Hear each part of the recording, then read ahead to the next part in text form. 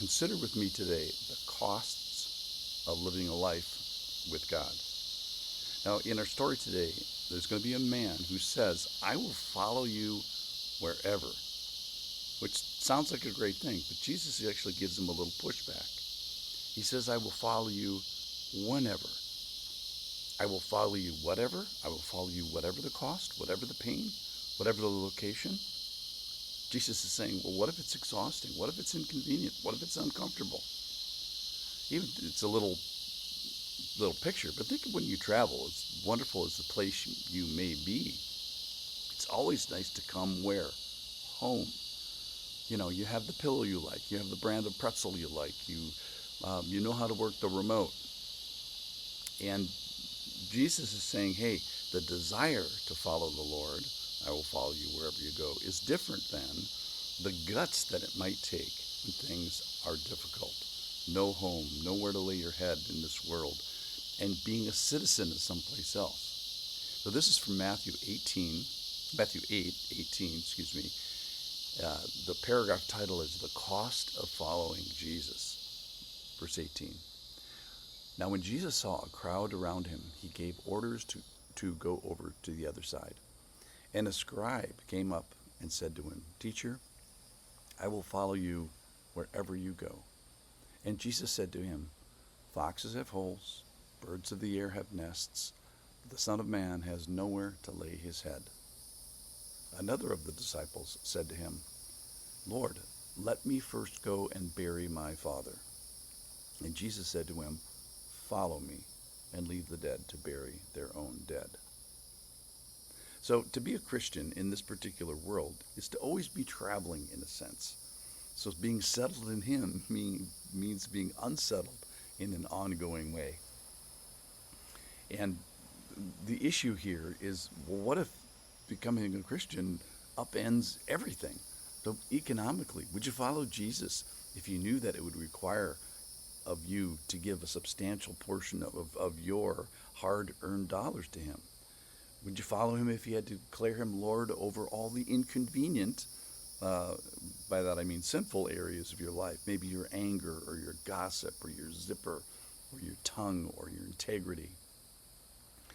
But wait, this is a huge cost, you might say. Why didn't you tell me this? Well, in today's passage, Jesus does tell you there will be a cost, and he wants you to consider it, of course.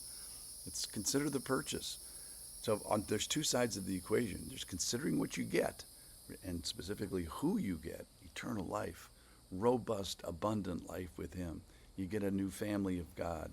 You get help in walking this very rough road that we call life, and help with the hardest thing that you can think of right now. Maybe it's forgiveness.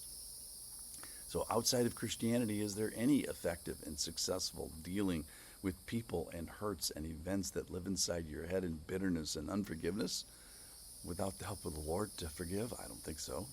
So this life with God is a precious gift. So how about a code to live by? Not just blowing wherever the wind may blow, every fad of fitness or recycling or supposed rights. How about the Lord giving us a framework to start to think about regarding work and morality and punishment, even the role of government? And what if you have help with your sin, with what besets you? There are so many benefits. But today, Jesus says, on the other hand, consider the cost. Put it in a framework of this cost-benefit analysis. Maybe by starting by saying, well, how are you doing before with your code of life, before you came to the Lord? How do you do regarding every whim of societal favor or disfavor? How are you doing regarding your besetting sin? Did you have any lasting victory without Jesus? So let's just back up and ask, what would a veteran in the army of God tell you? He or she would say the benefits are great, but the costs are real. The costs are expected. The costs are not secret. Have you read the Bible? You know, I became a believer and all my problems went away. Said who? No one. Not Abraham, not Jacob, not Israel, not Joseph, not Peter, not Paul, not Priscilla and Aquila. It's a life of challenge and conflict against great powers and sometimes against not so great people. So can I get a temporary break? Can I get a day pass to sort of cheat on this with the IRS, or a relationship cheating, or to be rebellious to an institution I'm not currently in favor of? Can I break a few moral principles and then say I'm sorry afterwards? Can I commit these preconsidered sin? Now, the Lord asks us to consider the costs of following him. Yes, look at the benefits, but what are the costs? Submission, generosity, meekness, enduring mocking, enduring reviling if you do it right. So there will be costs and pain points. And what's the one thing that's most painful for you? Maybe it's embarrassment or physical discomfort, or not being in charge. So the Lord asks, hey, follow me. You won't be in charge. You won't have a nest here. Your real home is going to be someplace else. Your citizenship is going to be in a different country, in a different world. But you get a Lord, a patriarch, so to speak, a new father to follow, a reprioritization of what honoring your father and mother means.